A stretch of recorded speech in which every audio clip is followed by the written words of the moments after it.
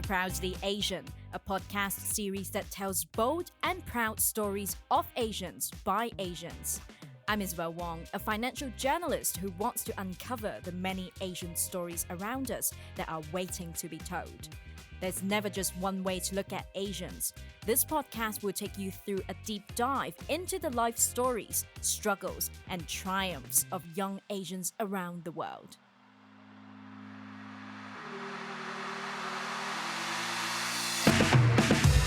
On today's episode, we have Filipino-Chinese Annie Cheng, who is based in Seattle, Washington. She's the founder of children's book publisher Ube Books, a project that celebrates Filipino nurses in the US and around the world. She talks to us about the contributions of Filipino nurses made during the pandemic and what biases she wants to break.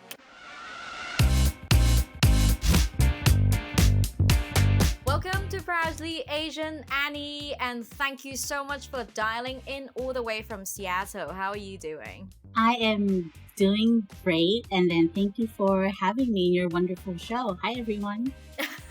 It's a pleasure to have you, Annie. But you have a lot of identities. You wear a lot of hats, as a mom, as a recent graduate in nursing. You were an accountant, and you're also the founder of Ube Books, which is an initiative that you have started. But for those who are not familiar, what does Ube mean? Well, ube is a root crop that's founded in the Philippines, and it has a natural purple color. And then we use it a lot in our desserts. We have a dessert called ube halea, which is steamed or like boiled ube, and then you add coconut in it and sugar.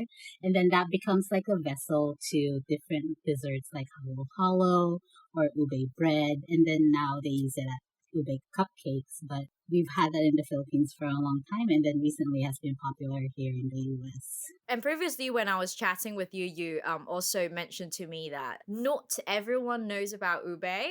Was it kind of like a surprise to you?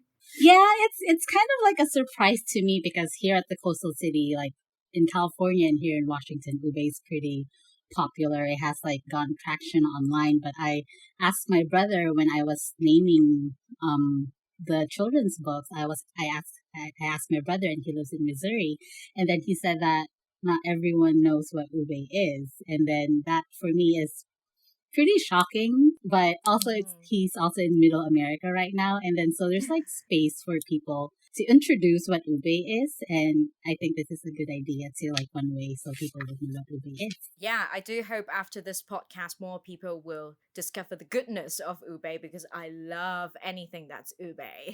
But just as an introduction for our audience members, could you tell us a little bit more about your background? Who are you? What are you? And where did you grow up? Okay, so I'm a mom and then a wife, a recent nurse graduate, and one thing about me too, I'm a meningitis survivor, and so but before that, I grew up in Naga City, Bicol, Philippines. It's a small city in the Philippines, and it has like a really tight knit community feel. And then I'm half Filipino, I'm half Chinese, and then I went to Chinese school for 12 years, and but I don't really speak Mandarin or Cantonese that well. But I won't get lost, like enough not to get lost, which is good enough for me at this point. And then, yeah, that's like a little bit of my background. Nice. And I mean, just if I could follow up more on your Chinese heritage, do you relate a little bit more, on the mainland Chinese side or Cantonese side, or what type of Chinese would it be for your family?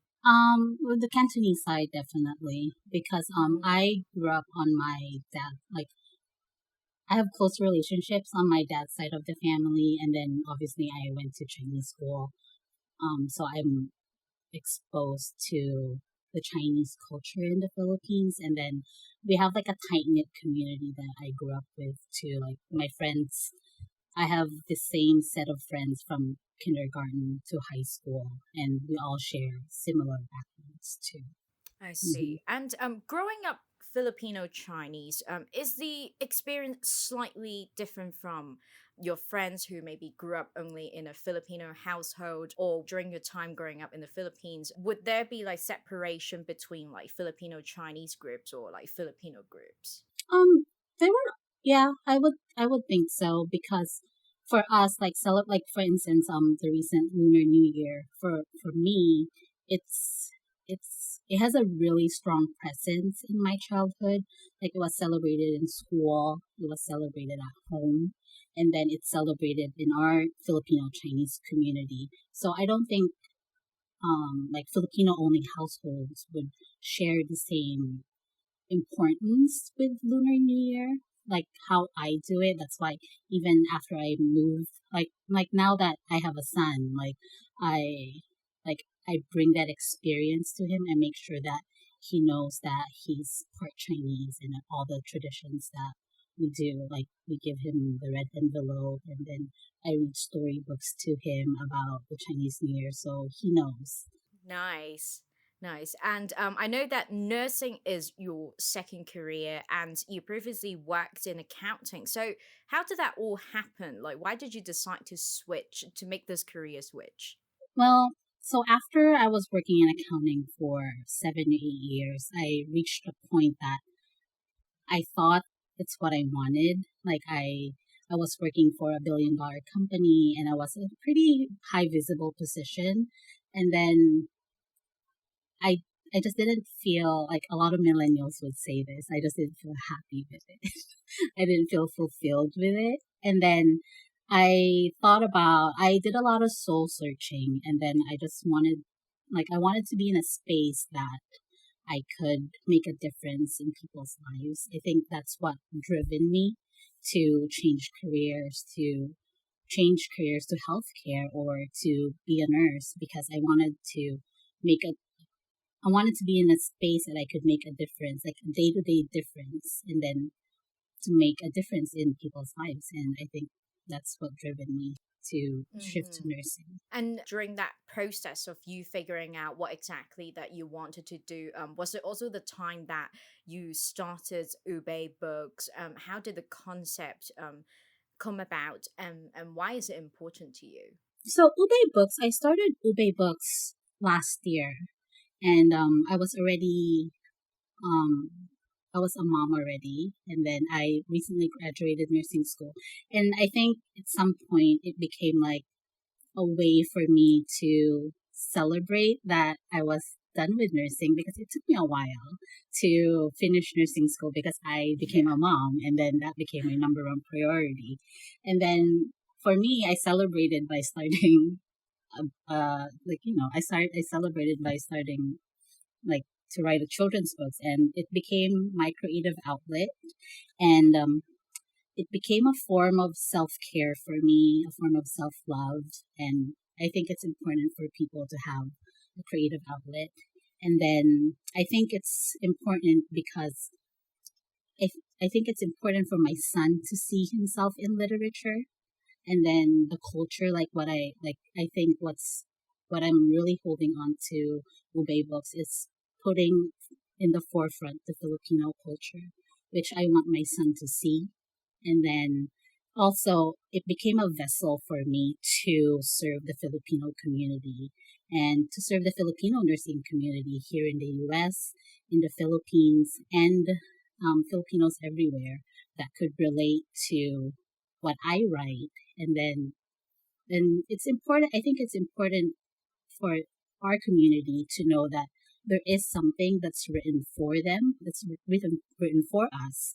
And yeah, I think that's what has driven me to do this. Yeah, I gotta say it's very important for children because I think obviously like growing up even as Asian myself as a kid I would wonder about how come I don't see someone who looks like me when I was going through children's books. So I think what you're doing is definitely very important, and I mean it will actually clear a lot of confusions for many Asian kids who maybe grew up outside Asia as for what they are or to relate to their own family experience. But before we move on to the next section, I know that you have a lot of family members and friends who work as nurses in the United States. Is that true? Like, are you always surrounded by this nursing community? Yes. Even before I decided to do nursing, I was surrounded by people that are nurses, that are doctors, that are therapists. And then I think Right. that's probably And one of the reasons why I did this too. I mean, for my partner's, his mom is actually a nurse, and then eventually, I mean, previously I had no idea in the United States there was such a huge Filipino nursing community, but that's how I got my knowledge about. Oh, actually, there are a lot of like Filipino working as nurses in the U.S., and the work that they do is definitely not highlighted enough or not given credit enough. So I think this is why I also think this conversation is very important. But first of all, I would like to talk a little bit about their experience in the United States, especially their experience during the pandemic. Because at the start of the pandemic, back in 2020, a lot of Filipino nurses in the US worked on the front lines, but also lost their lives because of reasons such as lack of protective equipment by the employers. And in fact, a study by National Nurses United found that Filipinos and Filipino Americans make up just 4% of registered nurses in the US, but accounts for nearly a third of all COVID related deaths among registered nurses. So, I would like to ask about your personal experience or like the experiences of the nurses around you. What was it like at the start of it all? And from what you saw happened with your family members and your friends? I think, I feel like this is such a heavy topic. It was really hard for them and hard for me too, like watching when the pandemic was unfolding right before our eyes, because I went to nursing school during the pandemic. And then I feel like we were at a point that we wanted to help, but at the same time, we were students. And then students were like we started to have limited access to the hospitals at that time because there was the lack of PPEs too.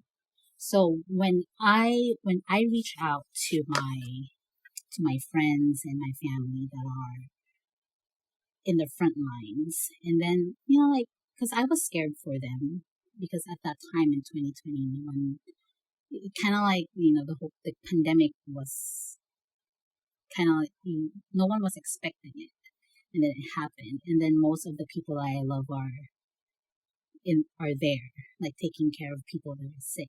So when I think the best, I think one thing I could share is from one of my family members, and she said that it was really hard for her because she was at the COVID unit, and then because she said that she like nurses, at least like nurses are trained to save lives, and we're not trained to see people die. And then at the beginning, like no one, there was limited knowledge for the treatment. And then people were just, when you get COVID, you expire. And then I think as medical professionals, as nurses and doctors, that's hard for us and for them to see, your patients dying because that means you're not doing your job. That's how it felt at the beginning. I can imagine it must be a lot harder to even see maybe some of the colleagues getting ill, testing positive for COVID, and eventually losing their lives at the very beginning because the number when I was doing the research is just shocking. And it's And also I also, exposing your family to like part of the yeah. occupational hazard that you have to work, and then at the same time you're exposing your family to this possible exposure for the virus. And a lot of Filipino families, like there's multiple generations at home. So like your parents could be with you, and then we've learned that the older population gets sick too. So I think that was Mhm. the part that you worry about the most, or the people that you love are in the front lines, and then even the immediate family, are exposed to the virus too. I also remember reading an interview of a bunch of Filipino nurses when they talked about the COVID experience. And the Filipino nursing community in the United States is always known to be quiet, hardworking people. But in this interview that I read, a Filipino nurse actually said her Filipino upbringing instilled a kindness that makes her a good nurse. But she also said her American side really came out after she got sick with the coronavirus, and she joined other nurses in publicly criticizing the hospital for having them treat COVID-19 patients in March while wearing surgical masks rather than the more effective N95 respirators. So 10 of her colleagues were suspended for refusing to care for those patients, which I can also imagine at the start of it all, it was very tough, but they were also bearing very important responsibilities. But after going through this initial, I mean, I'm not sure if they would consider that as some sort of trauma, but how are your friends and family coping after collectively going through this experience? Um, Overall, I think like everyone else, they're tired, they're burnt out. Some of them are leaving the bedside, and these are both from my from the Filipino nurses and then the non-Filipino nurses too. I think collectively the healthcare community is just tired, and yeah, it's they're burnt out, it's tired, and I think overall it shows that, like for me at least, I feel like as a society, I think our job is to protect our healers too, because if the medical system is down, if the medical system starts falling apart, it really just affects us as well. Because then who will take care of us when we're sick? So I think, Absolutely. hmm And when you were in nursing school, were there any trainings or any education that highlights how will maybe new RNs be supporting the systems? Were there any talks related to this? I think for us nursing students in the pandemic, I think the pandemic forced us to think like a nurse immediately, even before we were ready. I think for us, it was just always being careful. Like we have to always treat the patient, like always think about patient safety because that's our number one goal. And then, yeah, we always have to wear a mask. And then for us, it's like not a big deal for me to wear double mask, triple mask at that time.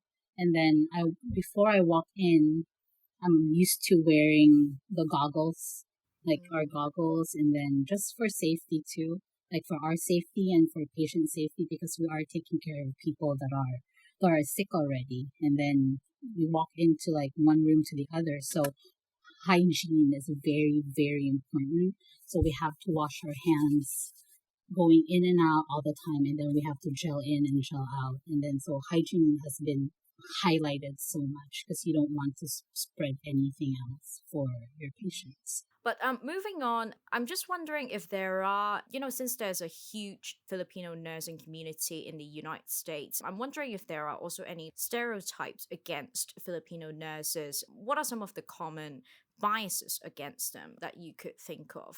The common biases, I think some people would say that one hard thing about being a Filipino, like a bias that I don't think is true, is like Filipino nurses are quiet and they just take the workload.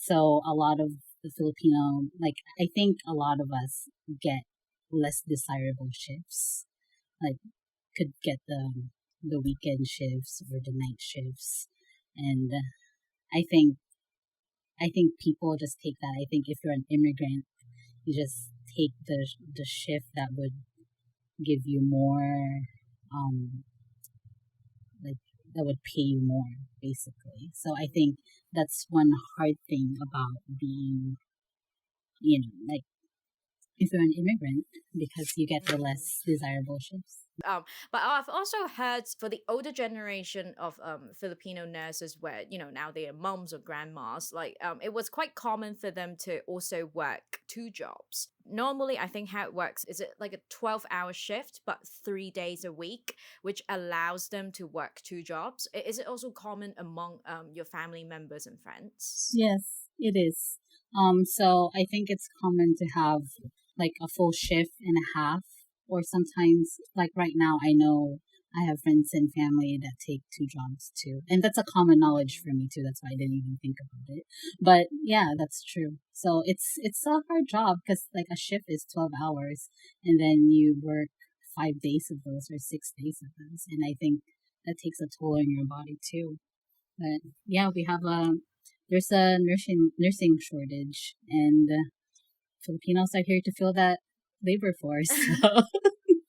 But I mean, just a follow up question on that. Is it just maybe Asian nurses or Filipino nurses who do two jobs, or is it actually a common thing for the entire US nursing profession? As far as I know, only like right now, because there's a nursing shortage, I think nursing as a whole, they're starting to take more shifts. But Mm, also, I think there's also I think nurses are just tired right now too. We're burnt out. mm, So a lot of nurses are leaving the bedside. And I think mm, this opens more opportunity for Filipino immigrants to fill in the gap once mm-hmm. again, which is kind of like a band-aid for a crippling healthcare system in the US. So Yeah. I mean, in 2020, it was kind of like an all hands on deck situation. And now the situation is just like new supplies of nurses can't come sooner. So, which brings me to ask the next question. Obviously, there's still a sentiment in the US where Filipino nurses are seen as people who moved to the US to steal Americans' jobs, which is far from the reality. Do Filipino nurses still feel that way, that they are seen that way these days? And how do you feel about this? Um, I think for this, I think I see it in both ends because I grew up in the Philippines and I always knew that nursing is a pathway to get to America. And it's a common pathway for a lot of Filipinos to do that. But also coming here and then studying in an American school, I could see that like that whole cycle is like a part of the broken system. It's a broken healthcare system that like the Filipinos like that we put a band-aid on. And I don't. I've always just seen that if there's a job, then you take it, and I don't really see that Filipinos steal the jobs. I mean, it is what it is. There's people here that would fill in that gap, then fill the gap. But if there's nothing, then that's why we get to hire from other places. Yeah, and I'm pretty sure the US is all about, supply and demand. When there's demand, it requires supplies, because I mean, the history of Filipino nurses goes way back, because the oldest of the Filipino nurses working today came after the US liberalized its immigration laws in 1965. But to understand how the Philippines became the top exporter of nurses to the US means looking back more than a century, when it became a US territory after the Spanish American War of 1898. And during a period that lasted until the end of World War II, Americans took their system of educating nurses to the Philippines, which also served as a pretext that helped politicians to justify the American annexation of the Philippines in 1898. When the nursing shortages hit the US after World War II, like you mentioned, Filipino nurses came to work the jobs that Americans wouldn't, through an exchange program. And many of them actually worked in underserved areas to alleviate nursing shortages, such as the inner city and public hospitals, and were critical during other health crises, like during the AIDS epidemic. So, like you mentioned, they are all trying to fill that gap, and they won't come if there wasn't a gap at all. Back to talking about the challenges. Have you heard any stories related to any difficulties with colleagues or patients among your friends and family members just because of the ethnicity or just because they are Filipinos? Sometimes because like for us, we get comfortable with each other, so we start talking in our language, and I think patients don't like that. And then I've seen side eyes from patients that would like they disagree when we start talking amongst each other and we start laughing, and then they're not part of that. I guess because they don't understand. But at the same time, for us, because there's like a strong strong camaraderie, like when you work amongst like a Filipino staff, and I think other people don't like that because it Mm. becomes like an R group and then the them group. Yeah. Yeah, I can definitely see both sides because, from the patient's point of view, they would be like, oh, are they talking about me or are they talking about, something that's related to my health situation that I should know about? But at the same time, I mean, nurses are only people. Like I mean, they are only human. They need to have a bit of fun when even when they are working, they're not all robots. So I think I do understand, at work, I chit chat with my colleagues as well, and those are not strictly related to work. So Mm-hmm. yeah, I mean, I could I mean, it's see not both related to sides. work, and sometimes Yeah. you're just like talking to each other, like, can you reach for the pen? And then Yeah. someone would say, can we all just speak English here right now? And then I think that's true from like any group that would have a second language, and I think Yeah. it's it's hard. Yeah, I mean, I mean, I understand some people might be like, oh, when people around them are speaking in a language that they're not familiar with, they Hmm. would start wondering, oh, are they talking bad stuff about me? I mean, because I do wonder about that too. Yeah. If someone is speaking a language that I don't understand around me, but Hmm. I think most of the time they're just talking about how, oh, the weather is hot. I'm Yeah. It's hungry. really just like a casual conversation that you just kind of, to make your day go by faster too. But at the same time, Exactly. yeah, I've heard like comments from non-Filipinos that just seems like that was kind of mean.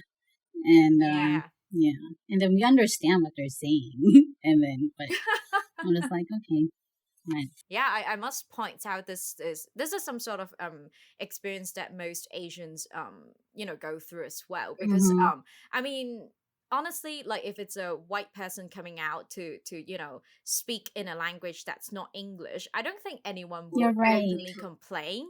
But when it's like a bunch of Asians or when Asian does something, even like let's say Asian eating a fried chicken, there would still be someone saying like, oh, an Asian eating fried chicken. I mean, Yeah, that's common thing, you're but right. somehow it Yeah. becomes criticism. Mm-hmm. You're so yeah, you're very right. I think that was it. Yeah, I think the fact that we were like, we were Asians and then we were speaking a different language that, they didn't understand. I think that's when all the negative, they start receiving it negatively.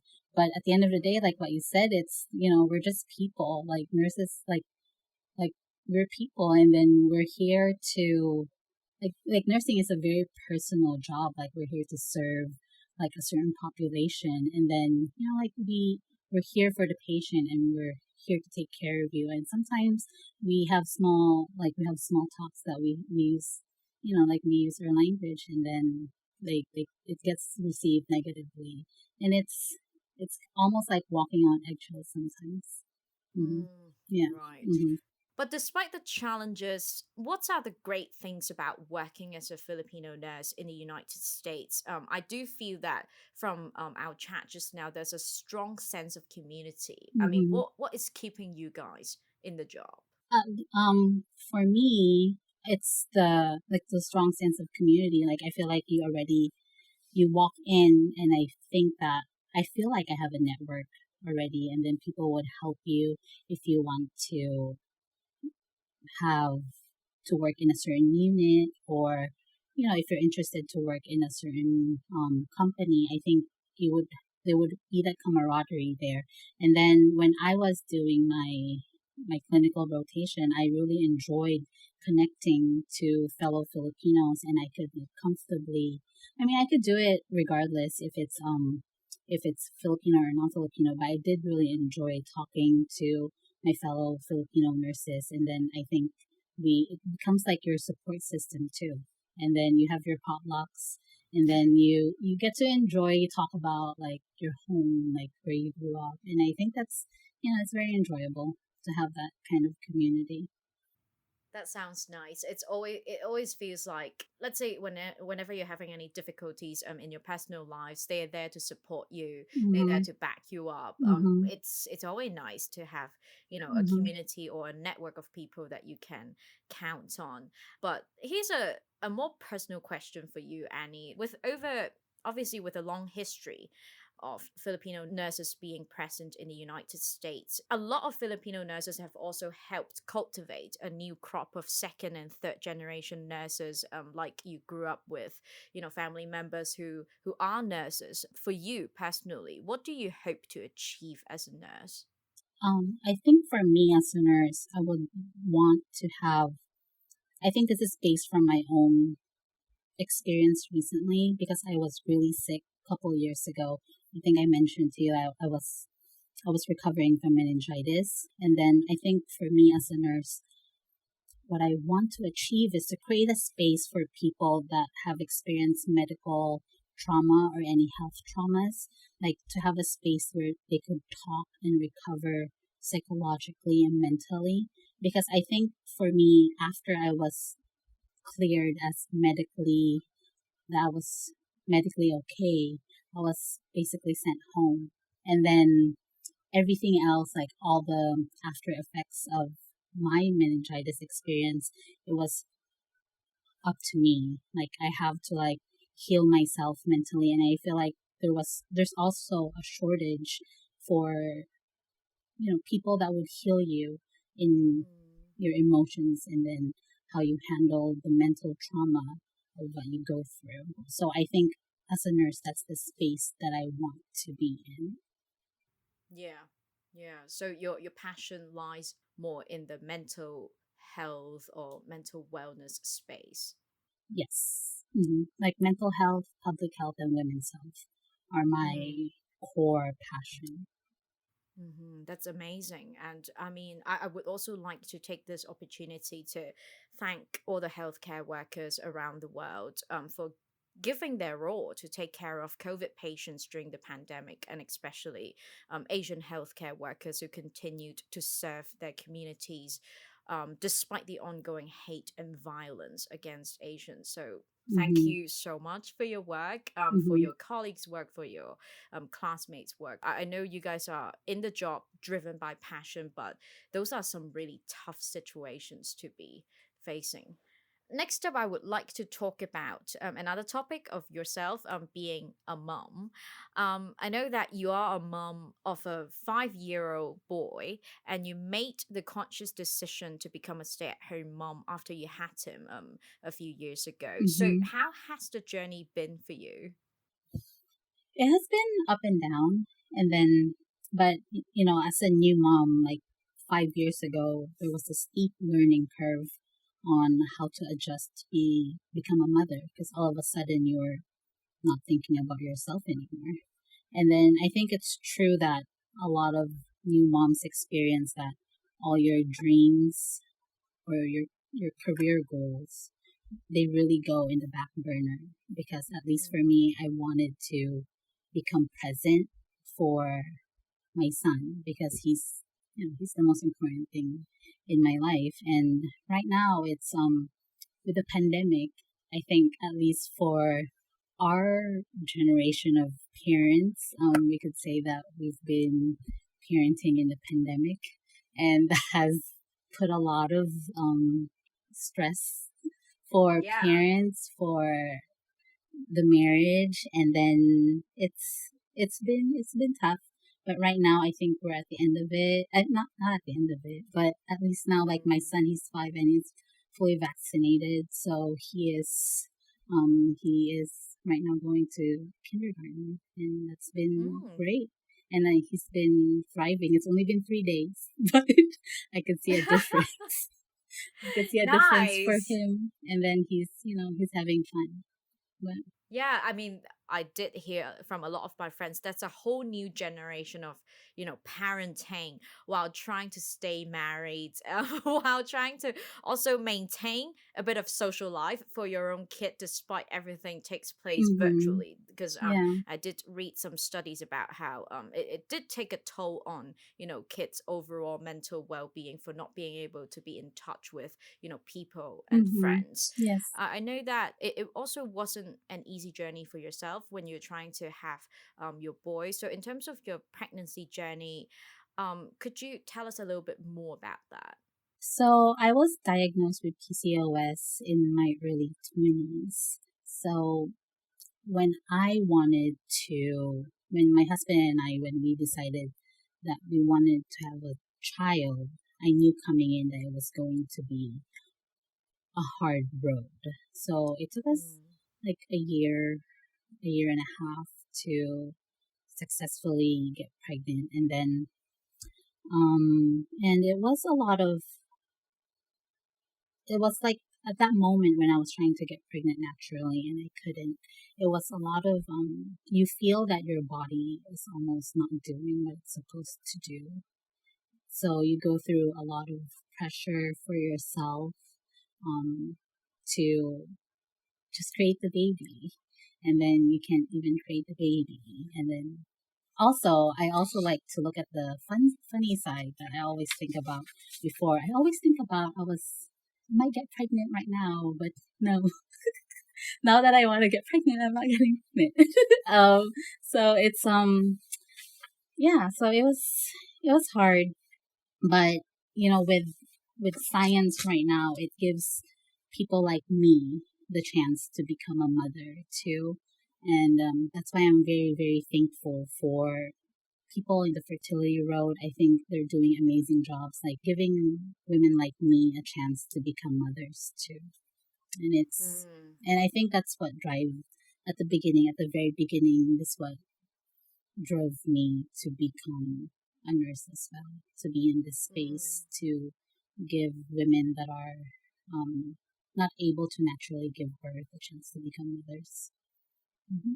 Yeah, and I do think it's a very important topic to talk about, and I'm not sure if it's because because we live in a different age or because of social media, because of YouTube, but there seems to be a lot of people who start sharing their infertility journey, and in a way that is normalizing the conversation. Yeah. Because Hmm. I'm pretty sure in Asian culture or in Chinese culture, like back in the day, like infertility was, some sort of taboo. Like you don't talk about that. Like you're Like some cursed. Chinese yeah, so like some Chinese families might even consider infertility of their daughters-in-law or of their Hmm. daughters to be a disgrace. So Hmm. but I mean, clearly, a lot of people are going through that, and I'm glad that we are in the process of normalizing the conversation. Yeah. But you went through that. I just want to know what would be your advice for couples and families who are going through infertility. From your perspective, how do you think women should be supported through that journey? I think this one is very it really depends on the woman, because I feel like 5 years ago or 6 years ago, when I was going through my fertility sessions, I definitely did not want to talk about it. But this was also a long, long time ago already. Like, I feel like before there was a very different narrative. Like, no one talked about PCOS when I was diagnosed with PCOS. Like, right now, I feel like there's so much support groups now that it becomes like I'm right now here talking to you, and it just feels like having a normal conversation about how to get pregnant if you can't get pregnant. So I think I think for this one, the advice that I could give how to support women is to just um like I think to know the person first, and I think it's better not to ask women when they're going to get pregnant, because Mm. a lot of, like, if you're in it, it's very hard to talk about it. I think for me. But, like what you said, other women are very open to talk about it. But for someone like me, I think I like to keep it for myself. And then people asking me, oh, like, when are you going to have your second baby? I'm like, I don't know when I'm going to have my second baby. I want to have another baby, but I'm completely happy with my one right now. If I'm blessed to have another one, then, it's good. But yeah, I think this one is really depends on how the woman is in the relationship to the woman, but it's better not to ask. For sure. Yeah. Definitely. Sometimes I think maybe sometimes like asking once or twice Mm-hmm. is okay. It's like a casual chat. But then I Yeah. do know some people tend to get quite persistent about like, so when are you gonna have a baby? Mm-hmm. When's the baby arriving? Yeah. That's when it gets a bit annoying. Yeah, it does. And it gets a little bit it's really hard. I think it's hard to talk about, like what I said earlier, when you feel that your body is not doing what it's supposed to do. I think that's where it gets really hard. You really want that baby and then you can't do anything about, like, it's hard, like, it just doesn't come naturally. I think that's where it's a little bit hard to process as a woman. Yeah, I mean, obviously, I have not gone through that journey, and I have so much respect for any women who just had to go through that. But I guess if I could say anything that could make anyone going through this journey feel a little bit better, I do feel that your body knows what you need or don't Mm-hmm. need best, and if something doesn't happen, maybe it just means it's not the right time for it Mm-hmm. to happen, and things will come through when the time is right. And I hope that it will help someone who's going through this to feel a little bit better about themselves, like they are just getting ready for Mm-hmm. what's to come. But I mean, since I mean, now you're a nursing graduate and you will begin working as a full-time nurse soon. How do you plan on navigating being a mom while working full-time? I think for this one, it's having a really supportive husband helps me to chase after my goals outside of being a mom. I think it's very stressful because being a mom is already a full time job. And for me, it's the most important job that I will ever play in in my life. Like, there's no other job that I care about the most than being a mom. And, like, when the time comes that I become, like, when I start working as a nurse, then I to navigate that, you really need to have a good support system, have good family around you that would help you. Have a support if you're lucky to have a supportive husband. That's really the key to have it all at the same time. I think that's the challenge for us, like modern women right now. That I think I think because of what happened to me in recent years, I think it gave me a clear picture what's really important for me, and that's becoming a mother. But by the time that I become when I start working as a nurse, then I know that my husband would be supporting me in anything that I will be pursuing, and that will be my. I'm very blessed to have my husband with me. Like a very Kudos to the yeah, husband. Yay. it's a very supportive husband that With his support, there's another amazing nurse in the US nursing community, working full time, supporting patients yes. and supporting the healthcare system. Mm-hmm. Yes. Yes. Have a good Amazing. support system. That's how any woman would navigate anything. If you have that in you, it could be anything. It could be a support system from your family, a support system from your friends. If you have that, then you could conquer the world. So. Beautiful. Yeah, and it's time now for us to move on to Rapid bias. In this segment, I'll be asking my guests biased questions that they have got asked at some point in life, and also some common biased questions Asians get asked a lot as well. So, Annie, are you ready? Mm-hmm. Yes.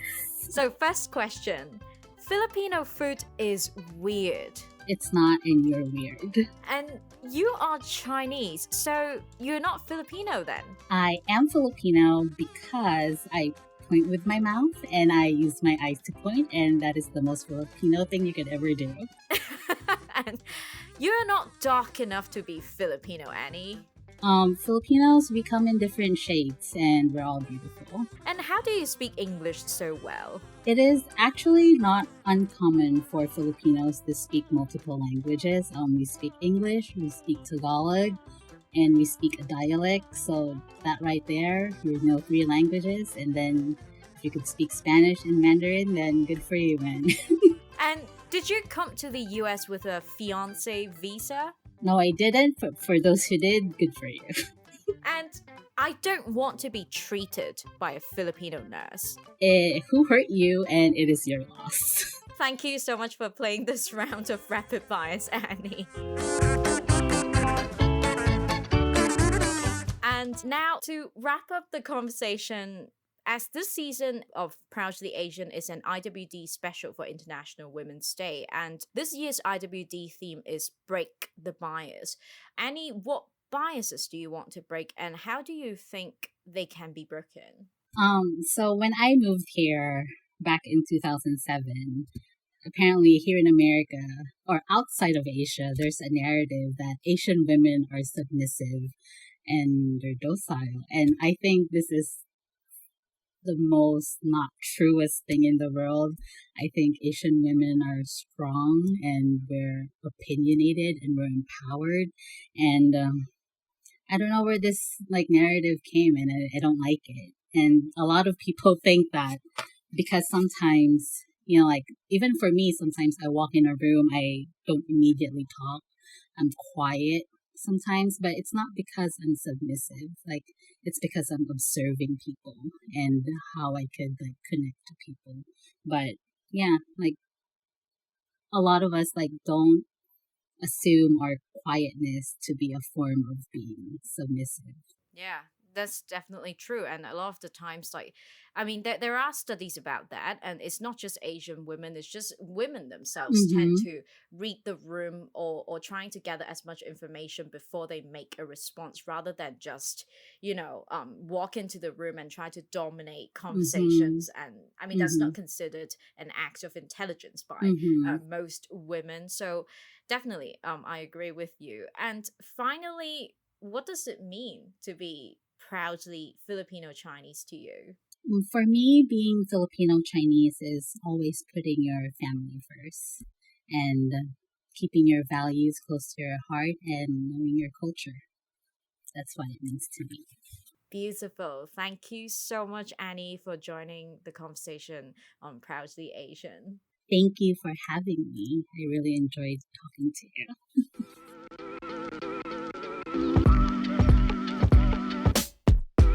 That's it for this episode of Proudly Asian. Don't forget to follow us on Instagram at proudly.asian for more content. We are on Spotify, Apple Podcasts, and YouTube. Thanks for tuning in. Signing off for now, I'm Isabel Wong.